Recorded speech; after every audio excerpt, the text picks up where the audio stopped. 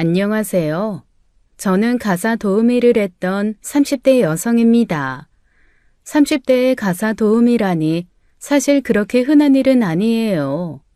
제가 몸담고 있었던 업체에서도 숱한 여사님들 사이에서 제가 막내였거든요. 바로 위 언니가 43이었으니 주변에서 왜 직장 생활을 하지 않고 가사 도우미를 하느냐는 질문을 많이 받았죠. 저는 그 일이 제가 잘할 수 있는 일이라서 좋아서 한 거였어요. 사실 저는 간병사, 요양사, 산후조리사 자격증이 있습니다. 복잡한 가정사에 뒤늦게 후회와 미련이 생겨 딴 것이었어요. 그런데 정작 가족을 위해서는 쓰지도 못했죠. 제가 부모님의 친딸이 아니라는 것을 알게 된 건 중학교 3학년 때의 일이었어요. 저희 집엔 늘 아픈 어머니와 영원히 자기만의 세계에서만 살아야 하는 언니, 그리고 주변에서 개차반 소리를 듣던 아버지가 있었습니다. 어렸을 때부터 아버지가 저를 그다지 좋아하지도 않고 무시한다는 사실은 알고 있었어요. 언니는 장애가 있어 그렇다 치고 나는 그 밑에서 부모의 도움이 되려고 고군분투하는데 왜 나까지 미워하나 싶어 의아했죠. 그런데 어느 날 술에 잔뜩 취한 채 들어와 냉장고에서 또 술을 찾던 아버지가 제게 술 심부름을 시키더라고요. 애한테 술 심부름 좀 그만 시켜요. 슈퍼에서 이제 형은이한테 술 안 준다고 했어요. 왜 안 줘? 돈을 주면 물건을 파는 건 당연한 거 아니야?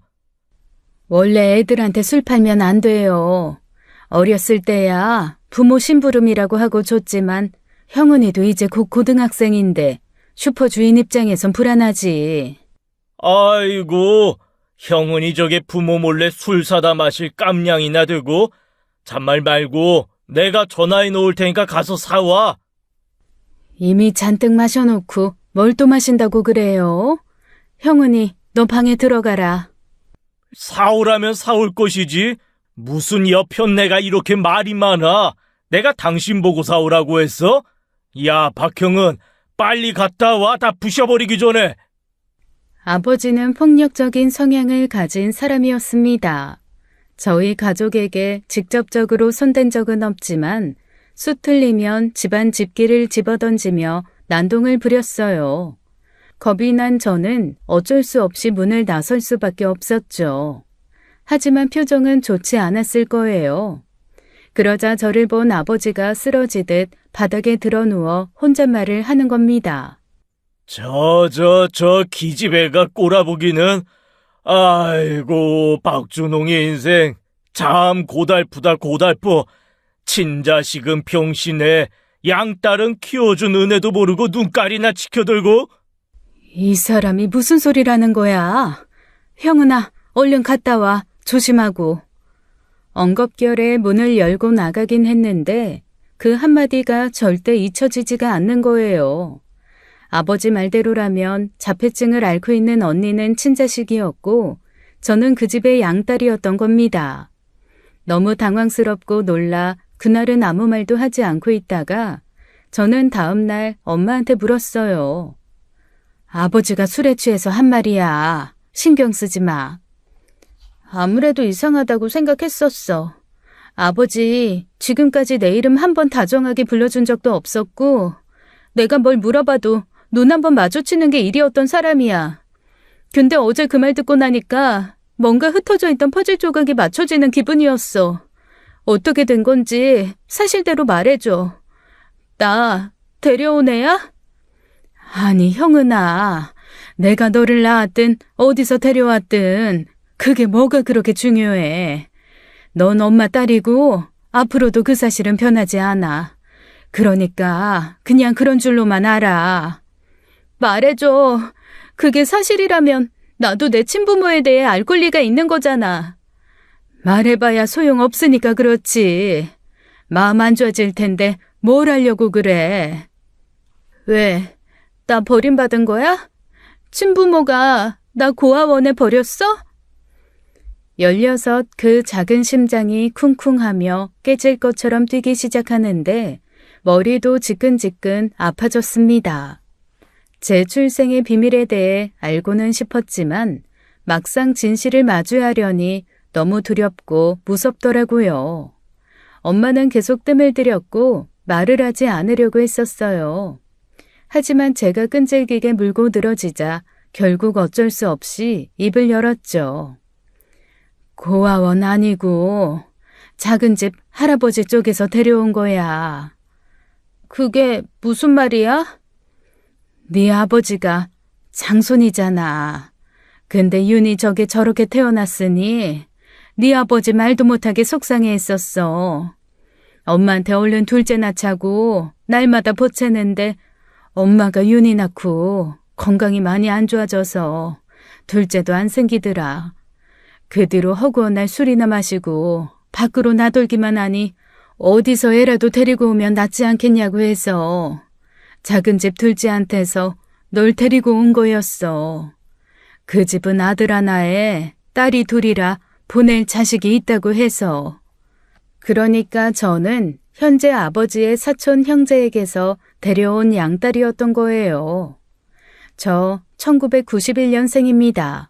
그런 일은 못해도 7, 80년대나 있을 법한 일이라고 생각했어요.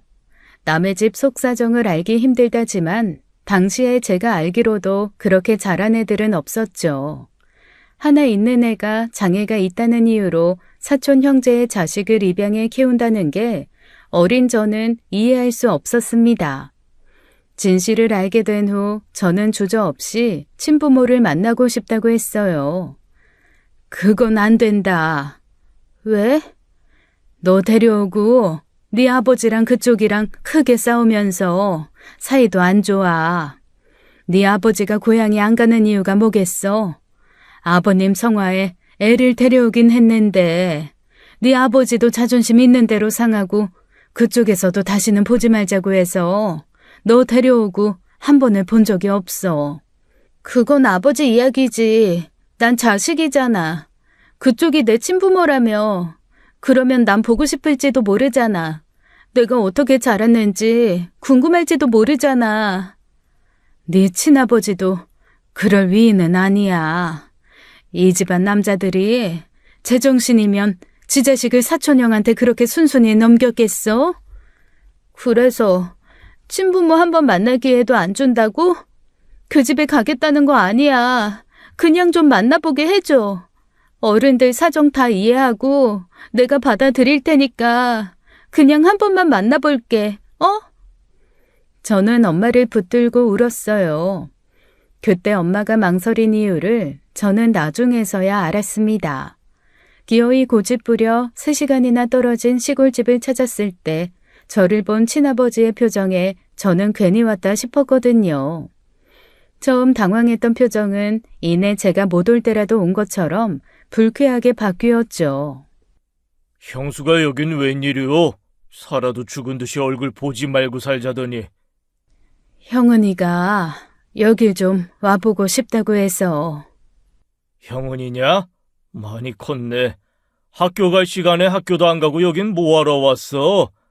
인수, 태은이 전부 학교 가고 없는데. 아, 나 본 적도 없겠다. 박인수, 박태은. 그 이름은 제 친오빠와 친언니 이름이었습니다. 그런데 마치 남대하듯 그 이야기를 하던 친아버지는 무심히 마당에 흔들던 무로스를 마저 흔들더라고요. 동서는 어디 갔어? 우리가 올해 소식이 안 닿긴 했나 보네. 애들 엄마 집 나간 지 오래예요.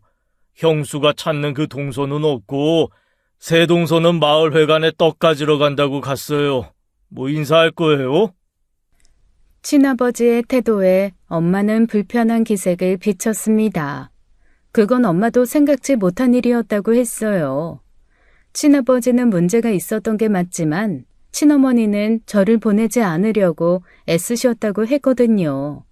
갓난쟁이 보내놓고 16년 만에 나타나면 적어도 친어머니의 환영은 받을 줄 안 것이었죠.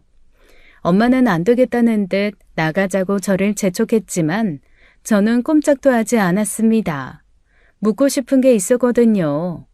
무심히 바라보던 친아버지를 보면서 용기 있게 물었습니다. 저 생각하셨어요? 뭐? 저요. 저 보고 싶다고 종종 생각하셨어요? 제가 재차 분명하게 묻자 친아버지는 저를 빤히 바라보다가 그러더군요. 있는 자식들도 버거워 죽겠는데 남의 집 자식 생각은 무슨? 아마 제가 출생의 비밀을 알게 됐다는 걸 친아버지도 알았을 겁니다. 알면서도 그런 대답을 한 거예요. 그 순간 저는 친아버지란 사람에게 완전히 미련을 털어버릴 수 있었어요. 물론 그 가슴에서 밀물처럼 밀려나오는 눈물은 어찌할 수 없었지만요. 우는 얼굴을 보여주고 싶지 않아 저는 엄마보다 더 먼저 그 마당을 빠져나왔죠. 어쩌면 제가 살았을 그 집을 등지고 나오면서 얼마나 울었는지 모릅니다. 괜한 미련 두지 마라. 말했잖아. 그 집 남자들 치고 정신 제대로 박힌 사람들이 없었어.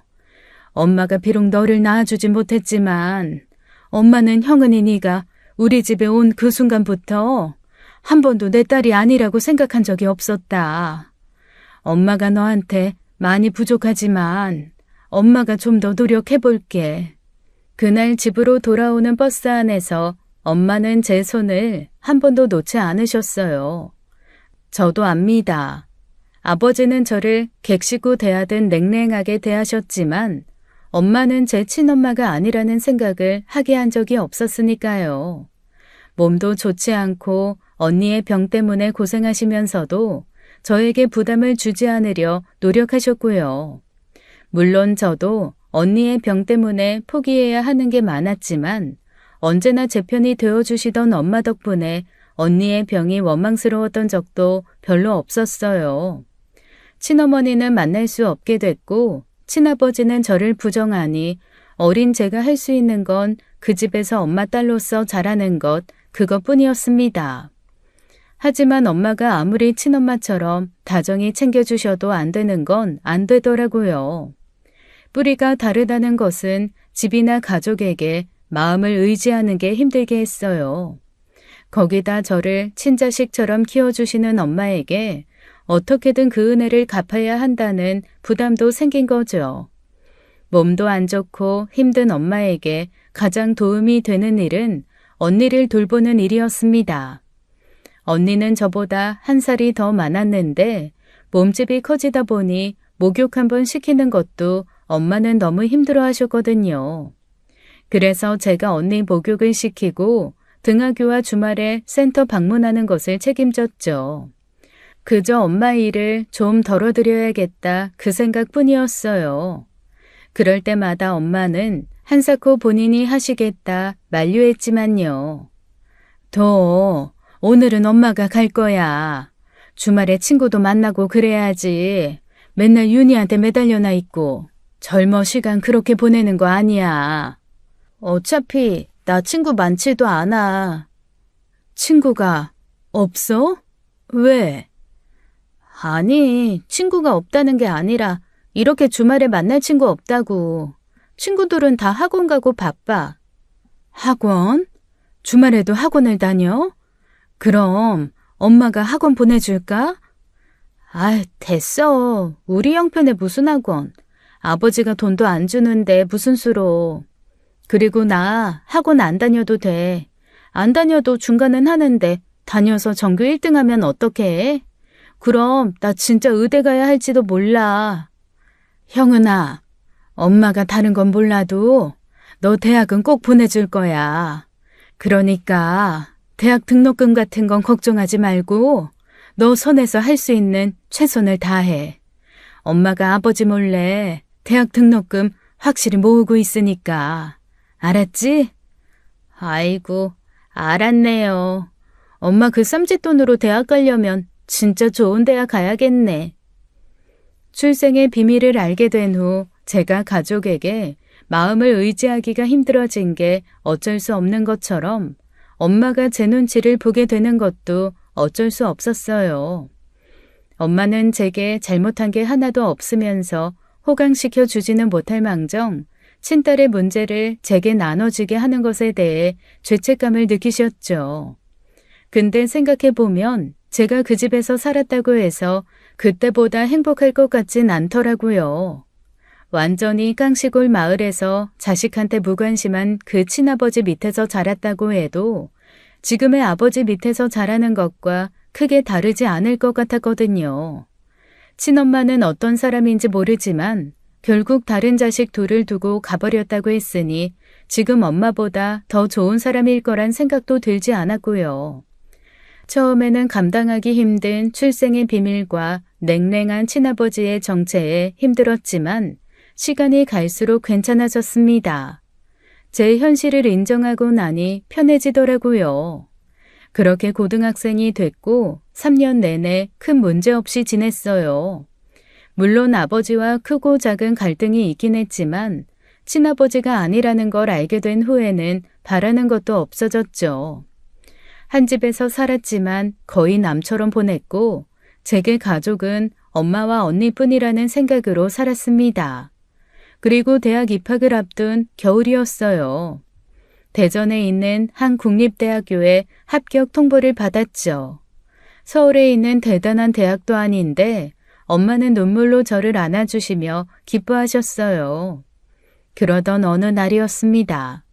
외출하고 온 엄마가 다급하게 들어와 다짜고짜 안방에 널브러져 자고 있는 아버지를 깨웠어요. 여보, 여보! 아이, 뭐야? 내 돈, 당신이 가져갔어요? 뭔 돈? 내 통장에 모아둔 돈, 우리 형은이 대학 등록금으로 모아둔 내 돈! 아이씨, 난 또 뭐라고? 이 옆에 얘야, 내가 돈 내놓으라고 했을 때 아무것도 없는 것처럼 굴더니 뒤로 딴 주머니 차고 있어? 배우자 몰래 딴 주머니 차는 거 그거 이혼 사유인 거 몰라?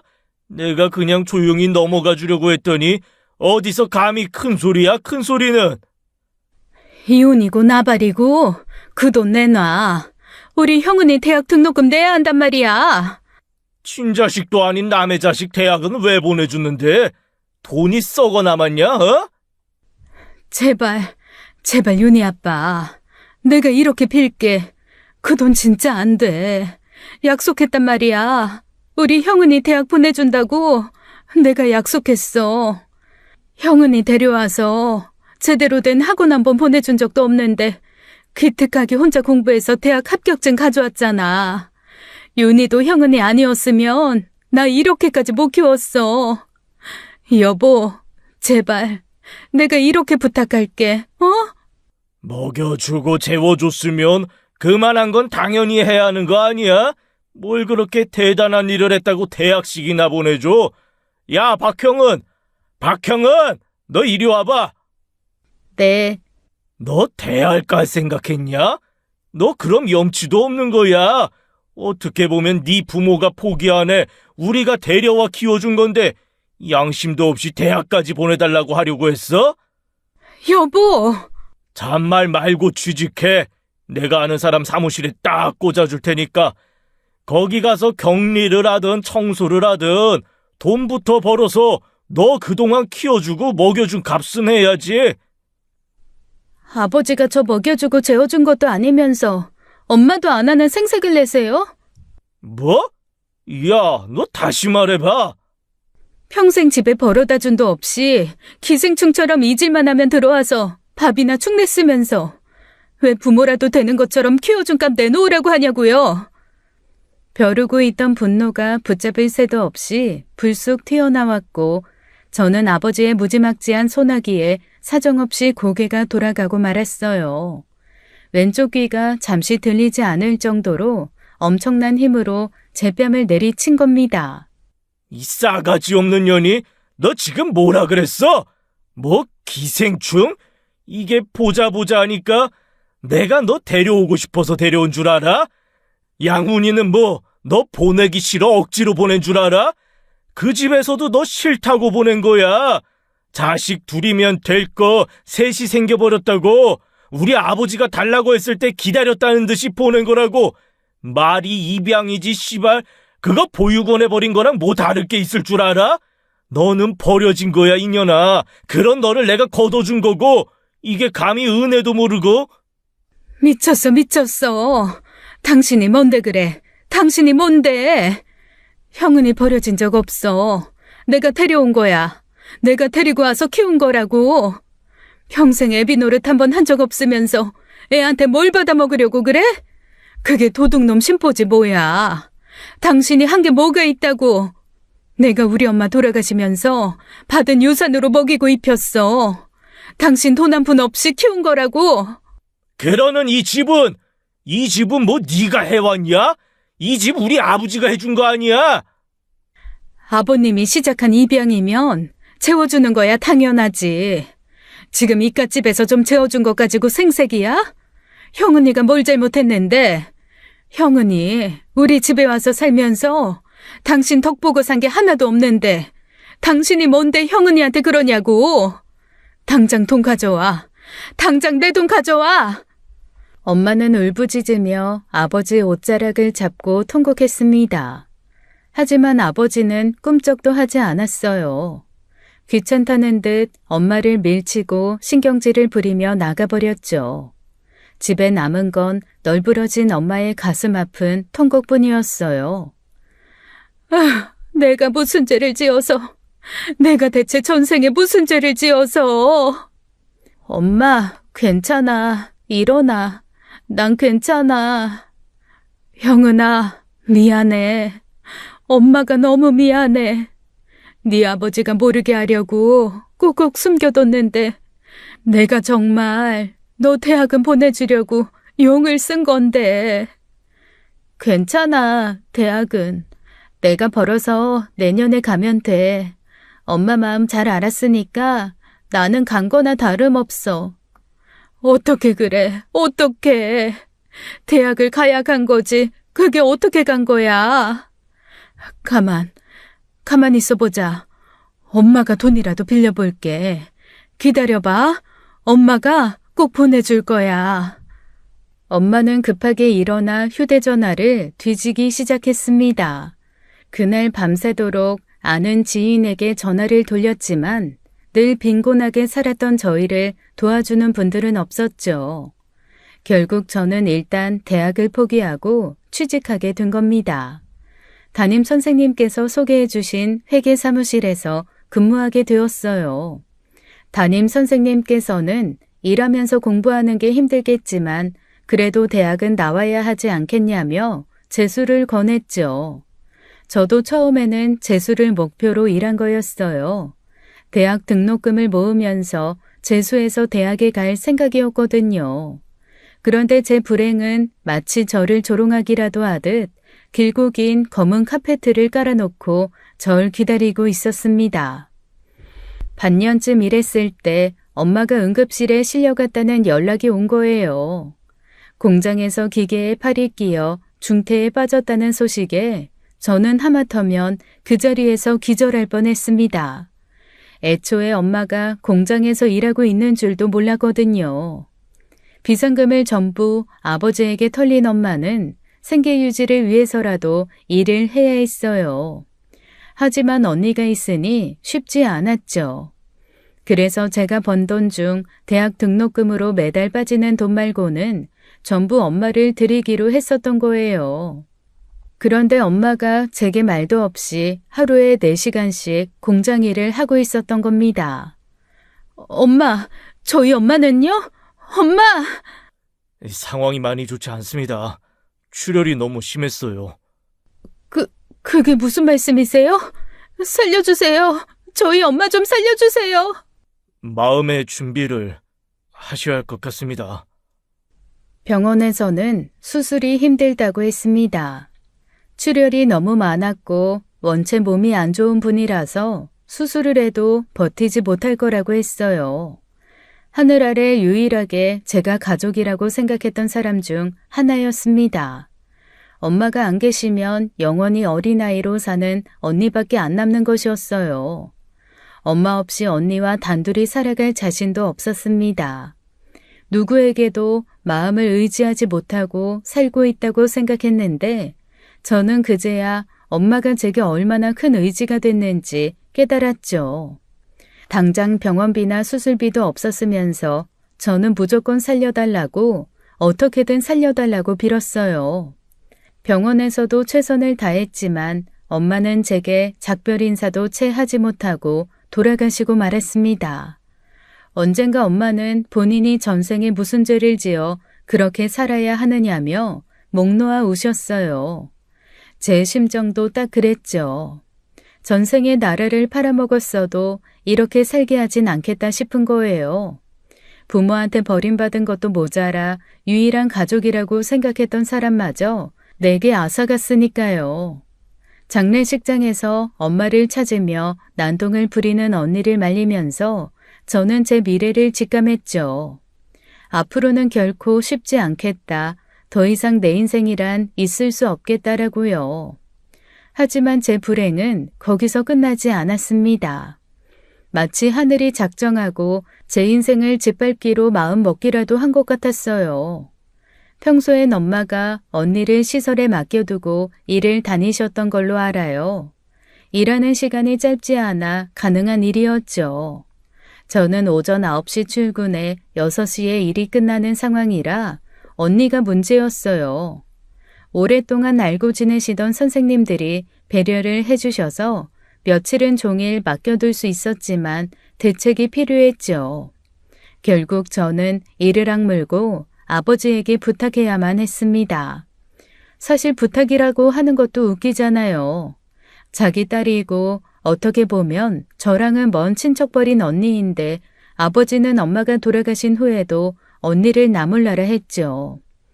장례식장에서 조문객들을 앉혀놓고 사망보험 하나 안 들고 갔더라는 막말을 하던 사람이니 기대도 안 했지만요. 공장에서 나온 돈은 고스란히 아버지 주머니로 들어갔고 저는 썩은 동아줄이라도 잡아야 했습니다. 선택해요. 언니 시설에 맡길 돈을 내놓던지 아니면 내가 일하는 동안 아버지가 언니를 보던지. 네가 뭔데 선택을 하라 말아야?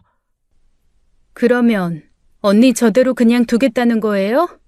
저 아니면 아버지가 책임져야 하는 거예요. 저 딸로 인정도 하지 않으면서 저한테 언니 맡겨두는 것도 참 웃기지 않아요? 윤희는 내가 좋은 시설에 보낼 테니까 너 신경 쓰지 마. 시설에 보낸다고요? 아주 맡기겠다는 거예요? 안 돼요. 어떤 시설에 보내려고 하는지 모르겠지만 아버지가 맡긴다고 하는 곳이야 뻔하죠. 절대 안 돼요. 내가 볼게요. 내가 일하는 동안에만 언니 맡길 수 있도록 대책을 세워달라는 거잖아요. 아니 내가 왜 그래야 하냐니까. 적당한 시설에 보내면 나도 편하고 너도 편한 일 아니냐? 언니가 안 편하잖아요.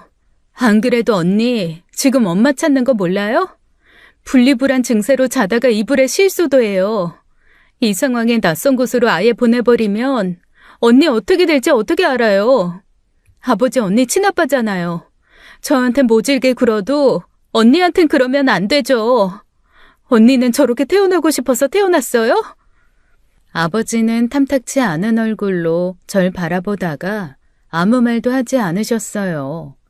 그 모습을 보며 그 사람에게도 아주 조금은 양심이 남아있는 걸지도 모른다고 생각했죠.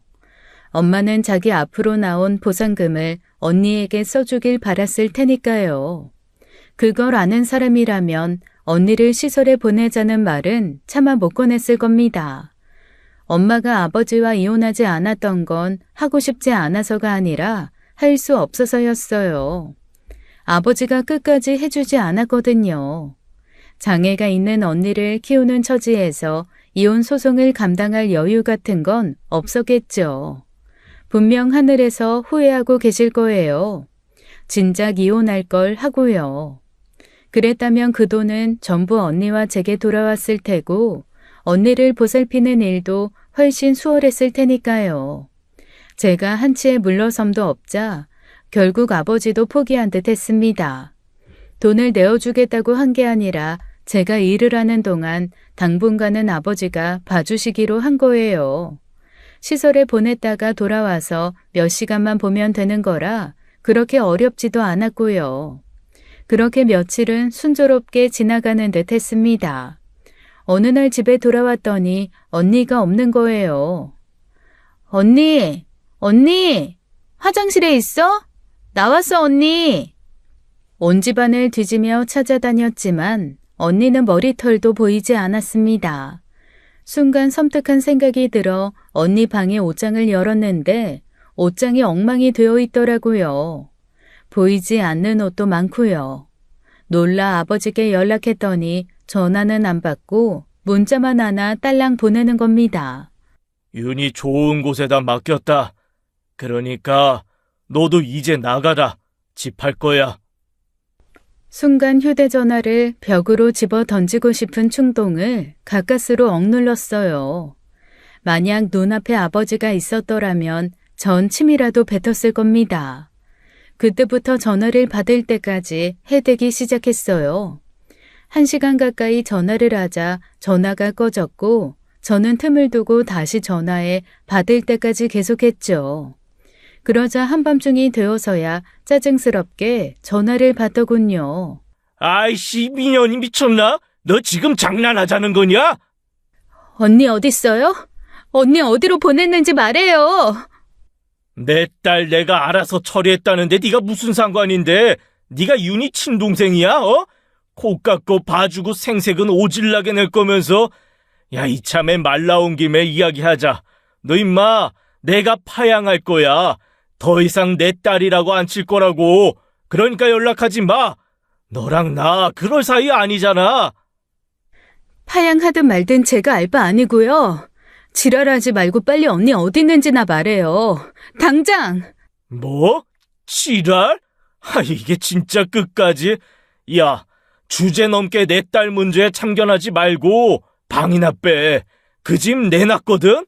그래도 얼굴 보고 산정 있어 미리 말해주는 거야. 빨리 방 한 칸이라도 얻어야 하지 않겠냐? 당신, 내가 저주할 거야. 죽을 때까지 모든 불행이 당신한테 돌아가도록 저주할 거야. 당신이 마지막에 눈 감는 그 순간까지 당신 곁엔 아무도 없어서 외롭고 쓸쓸하게 죽어갈 거라고. 분명히 기필코 그렇게 될 거야. 반드시! 울분에 가까운 저주에 아버지는 비웃음만 남기고 전화를 끊어버렸습니다. 그 뒤로 언니를 찾으려고 전국에 있는 시설을 다 뒤져보려고 용을 썼어요. 그런데 언니를 보낸 지 3일도 되지 않아 갑자기 아버지한테 다시 메시지가 온 거예요. 언니가 있는 시설 주소도 함께 보냈죠. 윤희한테 문제가 있나 본데 너가 가서 처리해라. 저는 아버지에게 욕 한마디 할 겨를도 없이 급하게 시설로 갔습니다. 그 시설은 산속 깊은 곳으로 굽이굽이 차를 몰고 가야지만 있는 곳이었어요. 그런데 시설에서는 저를 병원으로 가라고 하는 거예요. 병원이요? 언니 다쳤어요? 소식 못 들으셨구나. 박윤희 씨, 지난 새벽에 사망했어요. 네? 그게 무슨 말이에요? 저희가 분명히 잠이 든 걸 확인하고 자리를 비웠는데 그 사이 시설을 나간 모양이에요. 실종된 거 알고 바로 경찰과 소방서에 신고해서 저 아래 계곡으로 떨어져 있는 걸 발견했습니다. 면목이 없습니다. 얼마나 기가 막히고 황당했는지 목소리가 나오지도 않았습니다. 도저히 믿을 수가 없어 따라간 병원 영안실에는 차갑게 식은 언니가 가만히 누워 있었어요. 지금까지 언니를 본 것 중 가장 고요하고 편안해 보이는 모습으로요. 가슴이 찢어지는 것만 같았습니다. 어둠을 무서워하던 언니가 낯선 시설에서 나와 밤길을 헤매는 모습이 선연했기 때문이에요. 밤새도록 엄마와 저를 부르며 산길을 헤매다 발을 헛디디고 만 것이겠죠. 언니야, 나왔어. 눈 좀 떠봐. 언니. 언니는 제 부름에 대답하지 못했습니다. 제가 부르면 짜증스럽게 한 번만 부르라던 모습은 끝끝내 보여주지도 않았죠. 떨어지면서 후두부에 강한 충격을 받아 그 자리에서 사망한 것으로 보인다고 하더군요. 그날 언니를 붙들고 목이 쉬어라 울었습니다. 엄마에게 죄송해서 언니가 너무 가여워서 아버지가 증오스러워서요. 언니의 장례는 제대로 치르지도 못했어요. 올 사람도 없었고 당장 장례 치를 돈도 없었거든요. 시설 측에서 도의적으로 보상금을 주긴 했지만 그게 다 무슨 소용이겠어요. 언니는 엄마 옆으로 보냈죠. 아버지는 장례식에 오지도 않았고 제게 문자를 보냈을 때도 이미 언니의 사망 사실을 알고 있더라고요. 그 후 7년쯤 지난 어느 날 모르는 번호로 문자가 왔었습니다. 아버지가 아파서 병원에 입원했는데 보호자 번호라면서 제 번호를 넘겼다고 하더라고요. 간이식 대기를 하는 중인데 입원비를 비롯한 병원비를 해결하고 수술을 위한 보호자가 필요하다면서요. 기가 막혀 말도 안 나왔습니다. 병원 말로는 이 시간이면 답도 없는 상황이라 빠른 시일 내에 수술이 필요하다고 했지만 전 딱 2마디 하고 끊었습니다. 그런 사람 몰라요. 그 사람 문제로 다신 연락하지 마세요. 그럼에도 몇 달 뒤 돌아가셨다는 연락도 왔는데 시신은 무연고자 처리해달라고 했죠. 눈물 한 방울도 아깝더군요. 저한테는 쓰레기 그 이상도 이하도 아닌 사람이었으니까요. 엄마가 돌아가시고 언니가 그렇게 개죽음을 당한 것만 생각하면 오히려 아버지는 너무 편안하게 돌아가신 것 같다는 생각도 들었습니다. 언니의 죽음 이후 방황하던 저는 꽤 힘들게 살아야 했어요. 급하게 방을 알아보고 그저 영혼 없이 집과 회사를 오가며 그저 일만 했죠. 그렇게 3년을 살다 보니 회사 과장님께서 그러시더라고요. 형은아, 그러지 말고 일 좀 쉬어라. 그러다 너 죽겠어. 3년 새 너 얼굴이 말도 못하게 변한 거 몰라 그래? 저 괜찮은데요? 괜찮긴 뭐가 괜찮아. 일 그만두고 여행을 가든지 뭘 하든지 좀 쉬어. 너 그 정도 쉴 만큼은 벌었잖아. 과장님뿐만이 아니라 주변 어른들께서 전부 휴식을 권했습니다. 다시 돌아올 자리는 얼마든지 비워둘 테니 가족과 완전한 이별을 하고 오라고요. 그렇게 떠밀리듯 3년 만에 휴직하고 한 달을 방 안에 틀어박혀 있었어요. 제게는 휴직이 달갑지도 않았고 오히려 먹지도 씻지도 않으니 사람이 진짜로 죽어가는 것 같더라고요. 그러다 우연히 텔레비전을 보다가 요양사와 간병사에 대한 정보를 접하게 된 거예요. 언니 생각도 나고 차라리 처음부터 저런 일을 했더라면 언니를 시설에 맡기고 제가 그 시설에서 일할 수 있었을 텐데 싶은 뒤늦은 후회가 들더라고요. 물론 그때는 대학 생활을 염두하고 회사에 취직한 것이었지만요. 사람이 먼 미래를 예측할 수 있다면 인생의 실패가 어딨겠나요? 저는 그 미련에 자격증을 딴 겁니다. 어쩌다 보니 산후조리사 자격증까지 다 누군가를 돌보기 위한 자격증이었죠.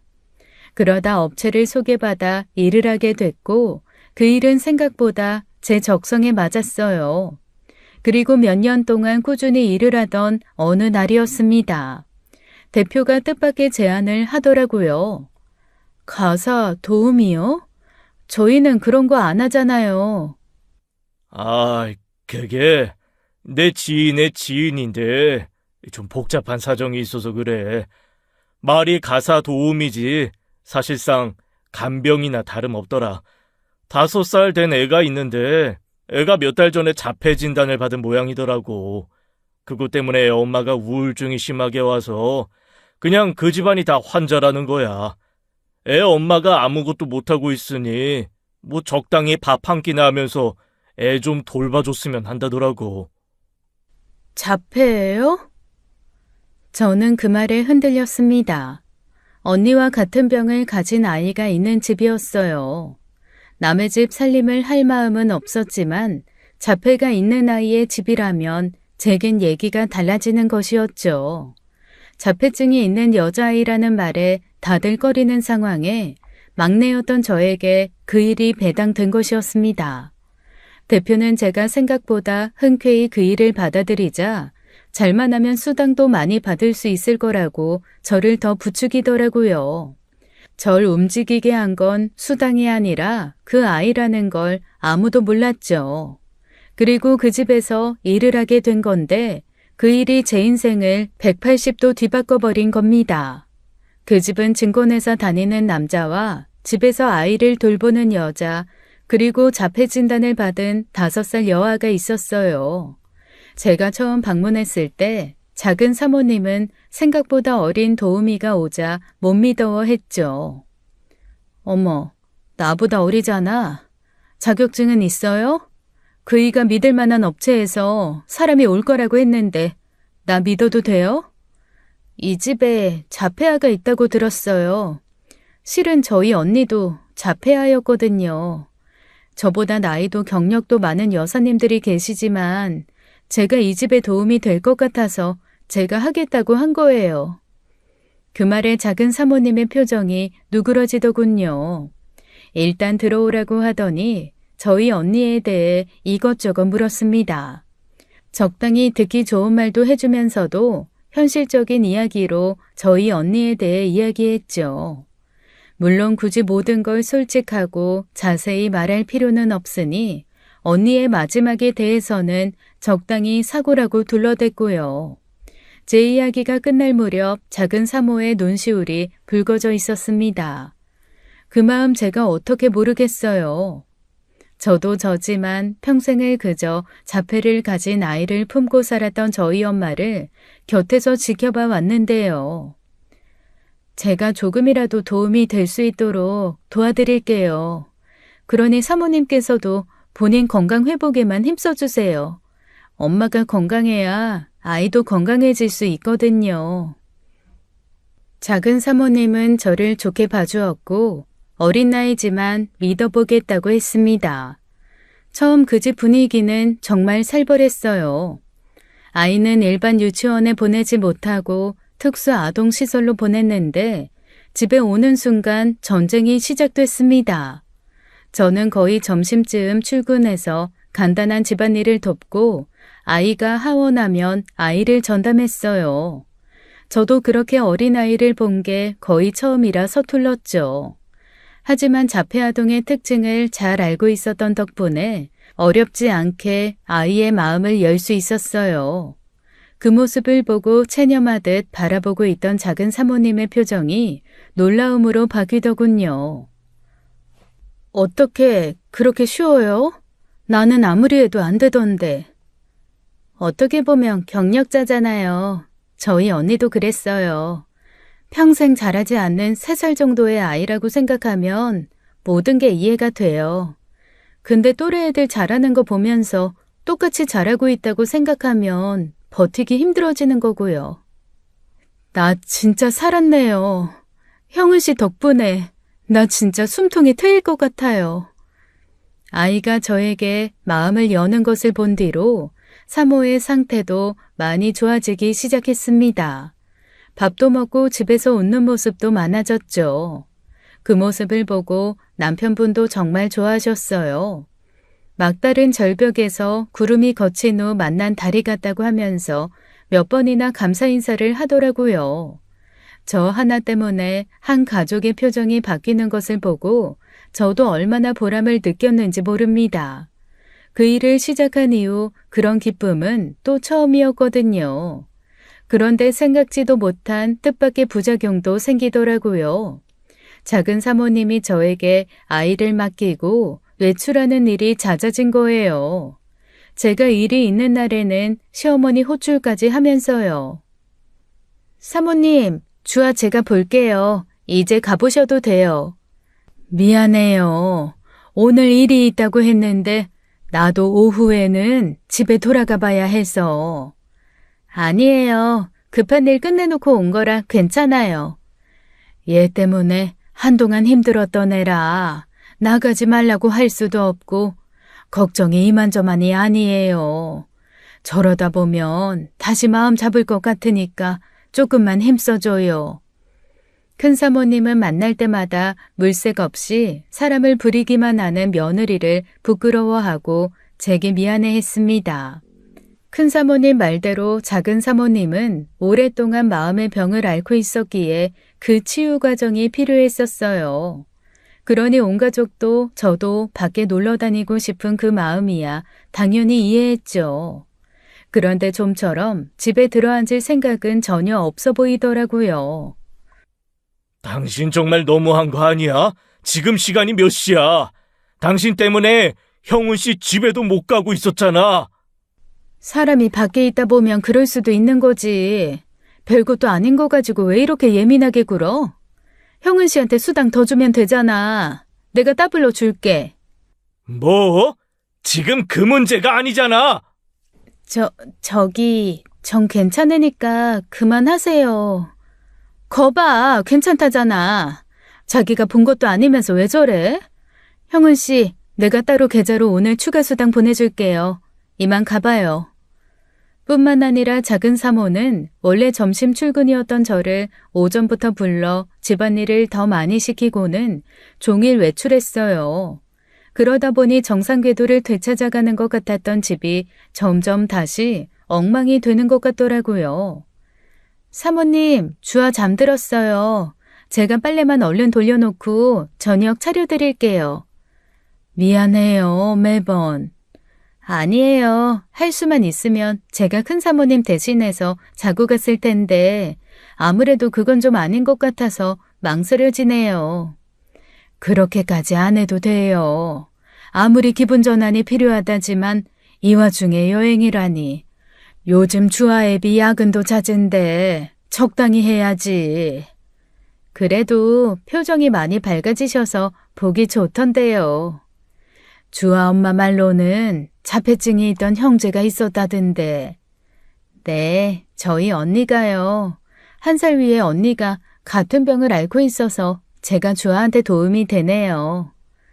큰 사모님은 말수가 그렇게 많지는 않으셨습니다. 하지만 자주 만나면서 보게 되니 짧은 시간에도 이런저런 이야기를 나누게 되더라고요.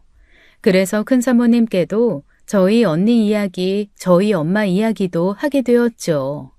그렇게 비극적인 이야기처럼 하진 않았지만 큰 사모님께서는 제 사정을 딱하게 여겨주셨어요.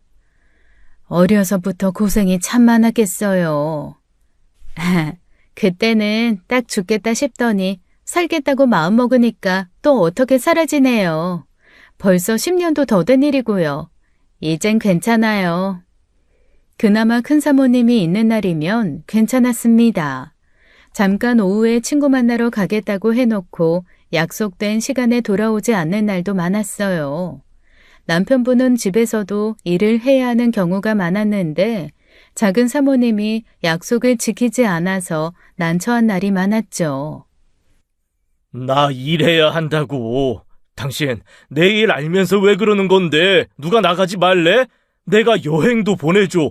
쇼핑하라고 카드도 줘. 당신 기분 풀라고 안 해준 게 뭐가 있어?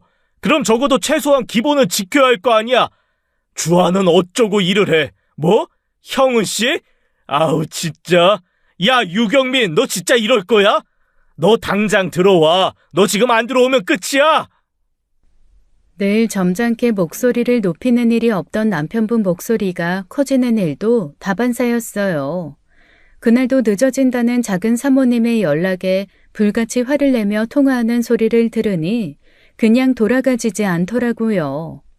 소음이 예민한 아이의 귀를 틀어막고 꽉 안아주고 있다가 함께 나왔죠. 사모님 늦으신데요? 그러면 제가 그때까지 주아 보고 있을게요. 저녁부터 드셔야죠. 국만 데우면 되니까 잠시만 기다리세요. 이거 너무 죄송합니다. 한두 번도 아니고 우울증만 나오면 만사 오케이라고 생각했는데 엄마가 저렇게 기다렸다는 듯이 밖으로 놀러만 다닐 줄은 몰랐어요. 조금만 더 기다려보시면 괜찮아지실 거예요. 그러지 말고 형우 씨도 같이 먹어요. 저녁 시간인데 나 혼자만 먹긴 좀 그렇죠. 아니에요. 저는 집에 가서 먹어도 돼요.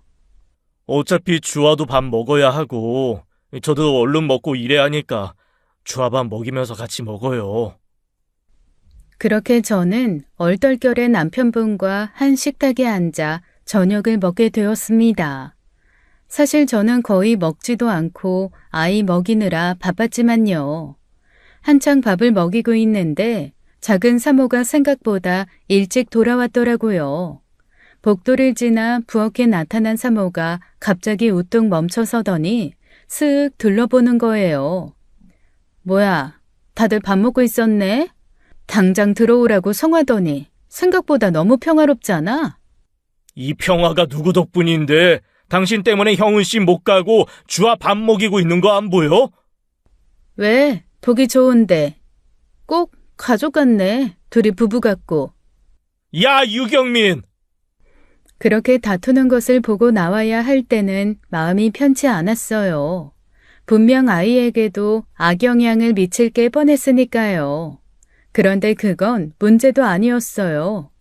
다음 날부터 작은 사모에 이상한 질문이 시작됐거든요.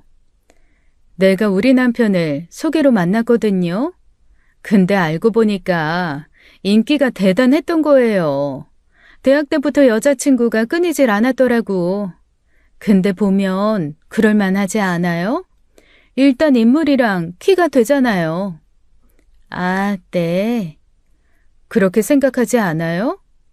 네? 아, 그럴 것 같아요.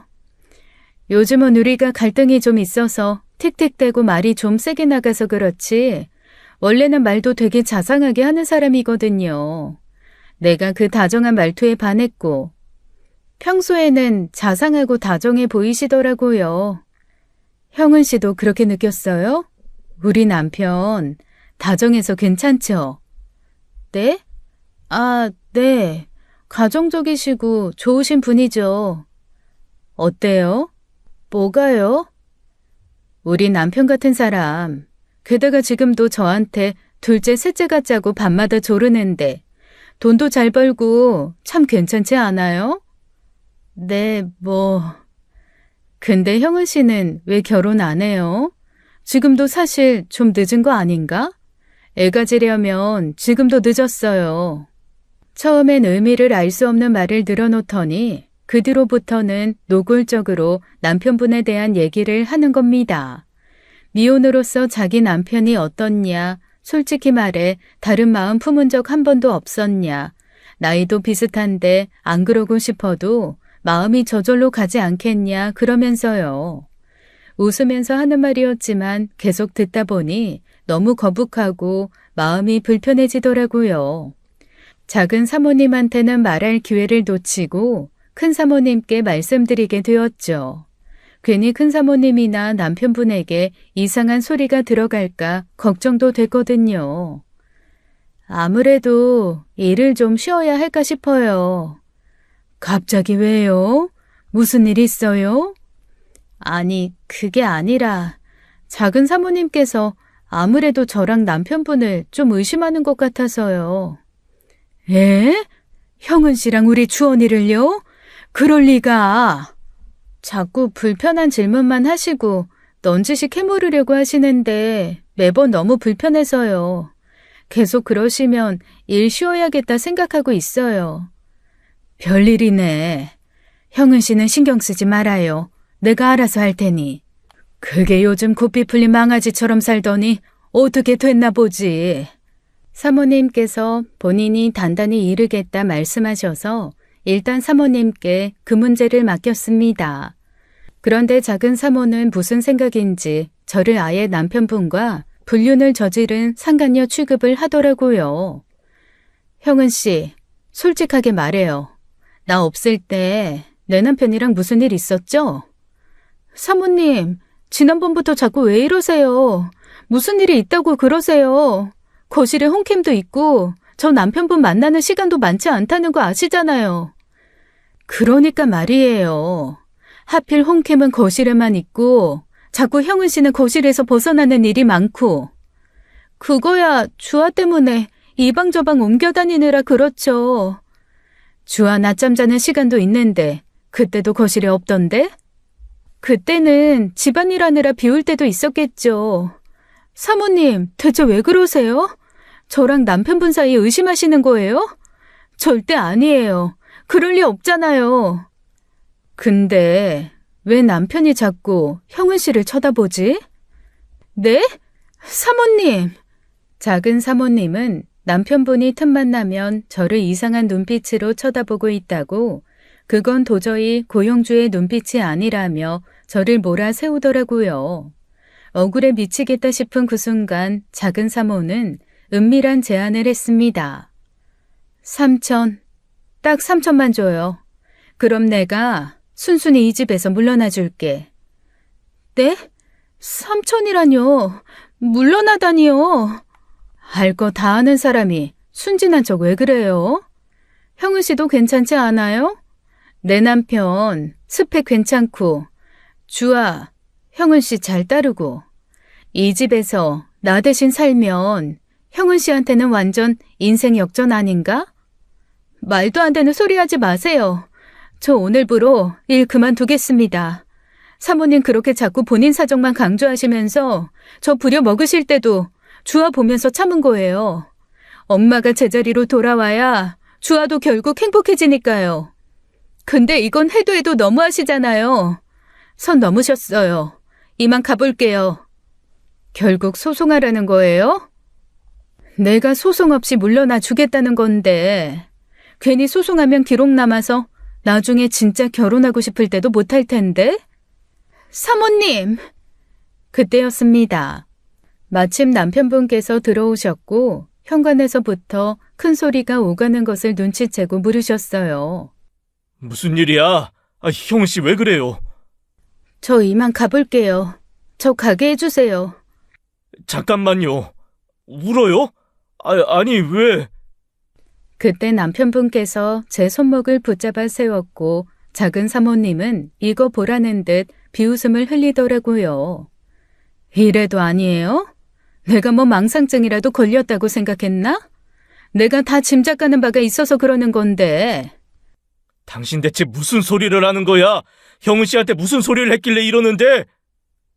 여자의 촉. 당신까지 왔으니 내가 단도직입적으로 말할게. 이 집 절반 줘. 그럼 나 미련 없이 두 사람 사이에서 빠져줄 테니까. 재산 절반, 양육비 거절. 그것만 동의하면 바로 합의 이혼 서류 제출해. 뭐? 이혼? 유경민, 너 지금 무슨 말 하는 거야? 와이프 앞에서 외간 여자 손목 붙잡고도 그런 소리가 나오지? 아니, 그건! 남편분은 순간 말문이 막힌 듯 입을 다물었습니다. 작은 사모는 이때다 싶어 기다렸던 맹수처럼 남편분을 몰아세웠죠. 당장 이혼하자고 저희 두 사람 관계 다 알고 있다며 헛다리를 짚어도 한참 잘못 짚은 것이었죠. 더는 못 들어주겠다 싶어 돌아서려는 그때였어요. 엄마 때문에 그런 거야! 뭐? 이 상황에 어머님 핑계를 댄다고? 참나 어이가 없네. 안 그래도 형은 씨한테 말하려고 했는데 하필 타이밍이... 무슨 말씀이신데요? 아마 내가 말해도 못 믿을 거예요. 잠깐만 기다려보세요. 저희 엄마한테 연락드릴 테니까. 당신도 가만히 있어. 나 지금 억울해서 참고 있는 거 아니야. 나도 당신 벼르고 있었으니까 기다려. 남편분은 그 자리에서 큰사모님께 연락했고 큰사모님은 30분도 안 돼서 집으로 오시더라고요. 그런데 오시자마자 다짜고짜 작은 사모님께 뭔가를 던졌어요. 그건 사진 여러 장이었는데 작은 사모님이 외출할 때 찍힌 사진들이었죠. 얼핏 봐도 아이 엄마라고는 볼 수 없는 노출이 심한 의상을 입고 클럽에서 춤을 추는 모습들이었습니다. 남자들과 불필요한 스킨십을 하는 사진도 있었죠. 그 순간 작은 사모님의 얼굴은 사색이 되더라고요. 어머니, 이게 어떻게 저한테 사람 붙이셨어요? 하도 미친 망아지처럼 설치길래 보다 못해 내가 이상하다 싶어 사람 붙였다. 어머니, 이거 사생활 침해예요. 그냥 젊었을 때처럼 스트레스 풀려고 클럽 간 거고 그러다 보니 불필요한 접촉이 있었던 거지 어머니가 생각하는 이상한 일은 없었다고요. 이걸 보고도 네 입에서 그런 말이 나오나 보자. 그때 큰 사모님께선 기다렸다는 듯이 사진 한 장을 더 던졌습니다. 대낮에 술에 취해 몸도 못 가누던 작은 사모가 남자 품에 안겨 모텔 앞에서 찍힌 사진이었죠. 저와 남편분을 불륜으로 몰아세워 이혼하려고 했던 진짜 이유가 바로 그 남자 때문이었던 거예요. 나중에 결국 이혼 소송을 하게 됐는데 그때 그러더랍니다. 자기 인생은 이미 거기서 끝난 것 같아서 그랬다고요. 남편이 아무리 잘나도 결국 고칠 수 없는 장애아를 키워야 하는 엄마한테 어떤 미래가 있겠냐고요. 저는 그 얘기를 전해 들으면서 저희 엄마 생각이 나 가슴이 미어지는 줄 알았어요. 저희 엄마는 언니 장애에 인생이 끝났다고 생각하지 않으셨습니다. 영원히 3살에 머물러 있는 언니를 키우는 과정에서 끊임없이 행복을 찾으려고 노력하는 분이시니까요. 저만 그런 줄 알아요? 저 사람도 마찬가지예요.